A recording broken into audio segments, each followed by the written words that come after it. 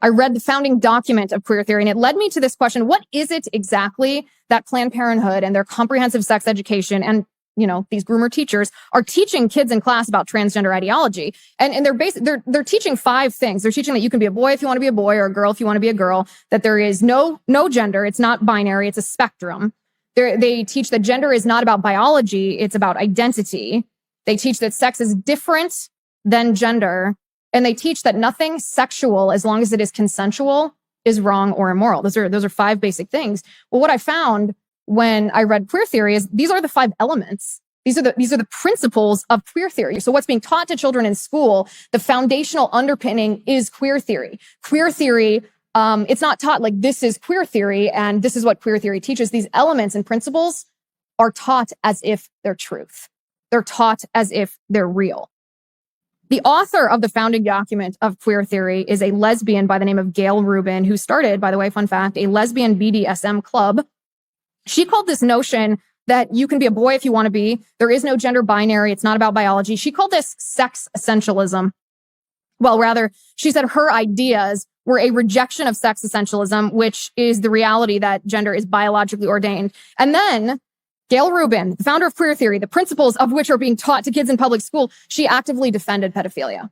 As I said, I'm going to contradict myself. I read the entire 30-page founding document on queer theory.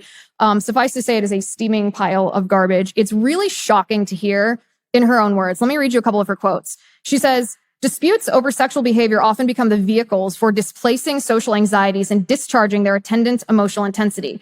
Consequently, sexuality should be treated with special respect in times of great social stress. Sex, she says, is always political.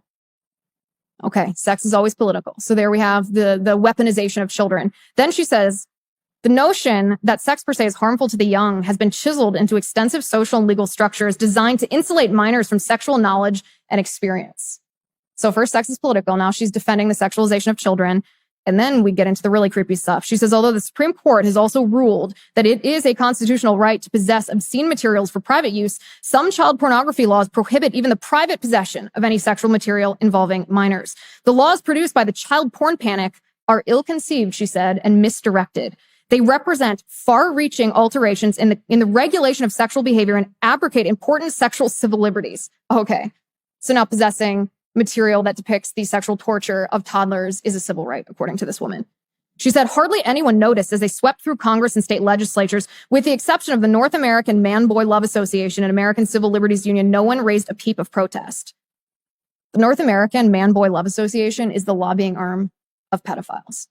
It is a group of pedophiles. She said, it's harder for most people to sympathize with actual boy lovers.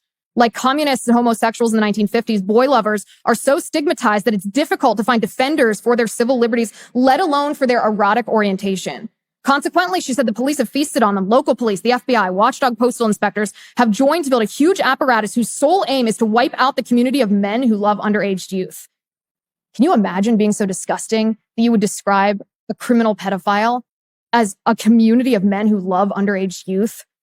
In 20 years, she said, when some of the smoke is cleared, it will be much easier to show that these men have been the victims of a savage and undeserved witch hunt. A lot of people, she says, will be embarrassed by their collaboration with this persecution, but it will be too late to do much good for these men who have spent their lives in prison. Guys, the pedophiles are the victims, according to the founder of queer theory.